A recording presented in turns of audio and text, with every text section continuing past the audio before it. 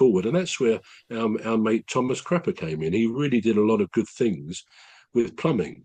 And again, I say again, these people did these tremendous works of invention and working with difficult materials without any of the things we assume today, like a computer, to calculate the necessary calculations, I guess. So there's some of the basic things. I mean, to conclude about toilets, I'm not sure why we're focusing on that, but there's some famous toilets around the world. I mean, sorry, go on, Rose. There's a lot of toilet talk here. There is, but maybe move on to something else. We will. A very famous toilet, though, to conclude, was Elvis Presley's, because he became very famous in the 50s. And then died 20 years later, in 1977, while he was sitting on the toilet, which was a sad thing, but it's made his toilet a place of pilgrimage when people go to Gracelands. So that concludes the toilet talk, as you say. So what other incredible things in human ingenuity, can we think about?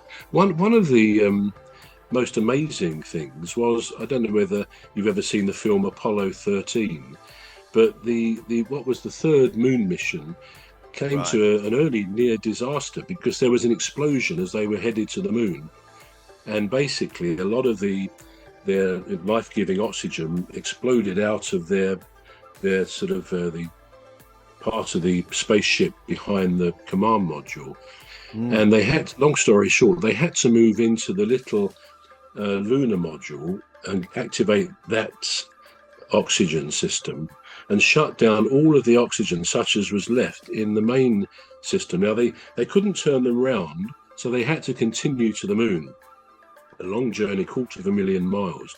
And looking at the calculations, there clearly was not going to be enough oxygen one way or another to get them back to Earth. It was quite a, say the good film, Apollo 13, it tells you all about it. But again, the long story short, they had to overcome some incredible challenges. For example, the carbon dioxide was building up, as it would do without the necessary filters operating in the command module and getting through to the lunar module. It was building up to such a degree it would have killed them within a couple of days. So Mission Control had to devise a system to make something to filter out the carbon dioxide. Now, they couldn't send up a lorry load of parts and repair stuff, so they had to work with what they knew was in the command or lunar modules. And again, basically, it was they came up with this sort of a cardboard box.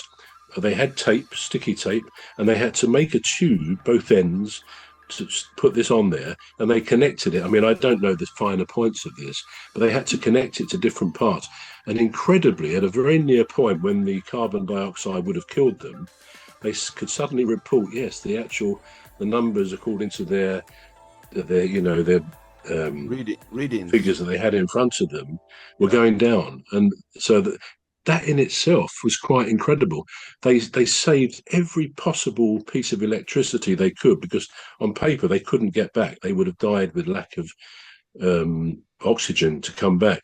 But they only went back into the command module just before they would have entered Earth orbit to come back down. And then they got in there. They hoped that the spacecraft would activate again when they turned it on, because it had been literally frozen in space since they turned it off. So everything was against them.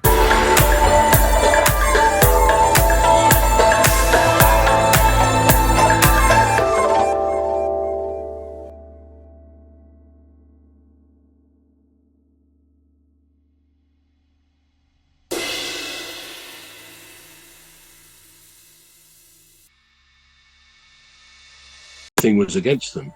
They then had to release their lunar module off into space because they couldn't bring that back. And then they didn't have any guidance system, so they had to come down when you re-enter Earth's atmosphere with a narrow, very narrow corridor of entry. Otherwise, you would burn up or you would fly off into space. And the only way they could get that anywhere near right was to align a star in one of their little windows with the spacecraft itself. And as long as they were kind of aligned, they thought that would be good enough. And it turned out to be. So they got them back, and it was against the most incredible odds that they could ever have achieved that. But again, human ingenuity. They wouldn't give up on these three spacemen, and quite something fantastic. Can you think of, either of you, anything else that you would put into this category of incredible human ingenuity? Should we let Rose go first? Yeah, well, Rose. I was just thinking a few things, and going back to sort of like the wheel, and you talked about agriculture, and you talked about all the changes that they've made that have been able to produce more and more food, and you think that without the wheel, they couldn't do that. Yeah. Okay, they got your cars running around. Without the wheel, they wouldn't be there. So many other things, and then you've got electricity. And if you look at electricity and the way that's, we just take it for granted, you flick a switch and on come your lights. I must be interested in castles, but I went into a castle not so long ago, and they had their first electricity there was these batteries. And the batteries, I kid you not, they were about, probably about 4 foot high by about 2 foot by 2 foot. These batteries, and they had maybe about 10 of them in this place, and each of those batteries was only something like 1.5 volts. Whoa, and that was like, look at what you've got in your hand these days. You just think about that and think about how far we've come. And the other thing is printing.